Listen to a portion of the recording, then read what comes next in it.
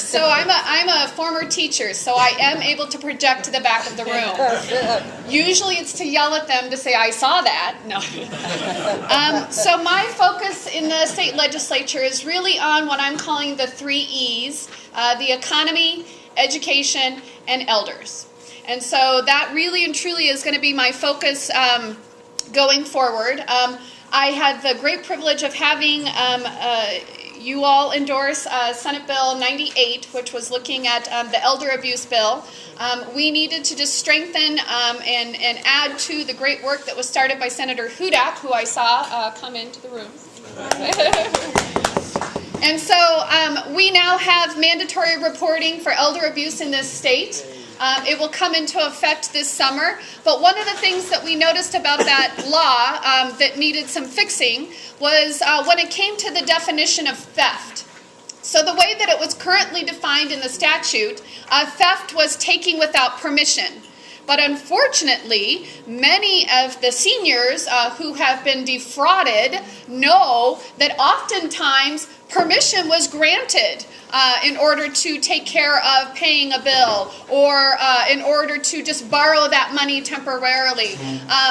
What they didn't know is what was happening on the back end, or instances of coercion, which were, well, if you don't give me this money, I'm going to have to put you in a nursing home. So that was very hard to prove to a jury the way that the theft statute was currently written. So we revised it, and we said that we actually put some elements or some definitions around the term fraud and in its relationship to this elder abuse bill. So it was a great success. We managed to pass unanimously out of the Judiciary Committee, and then it went to the Senate, and it passed unanimously in the Senate, and it's currently over in the House right now. So I feel pretty confident that we will get this provision passed, and it will come back to me in the Senate, and we'll be able to have the governor put his signature on it. So I was very pleased to pick up the work the good work of Senator Hudak, who spent many years working on that issue.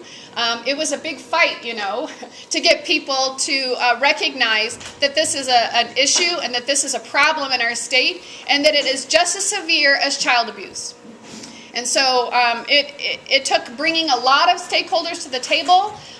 We had to work through a lot of different issues with the banking and financial issues about privacy and disclosure. But I think in the end, we now have a law that has some teeth to it. So hopefully it will cut down on the number of fraud cases that are taking place in our state, and that we'll be able to better protect our seniors.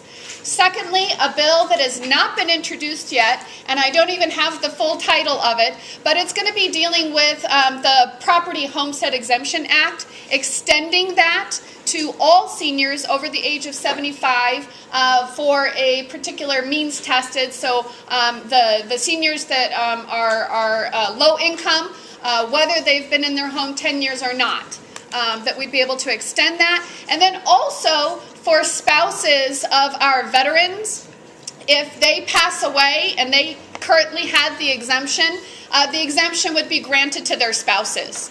So therefore, we don't end up with spouses of our veterans no longer being able to take advantage of that exemption.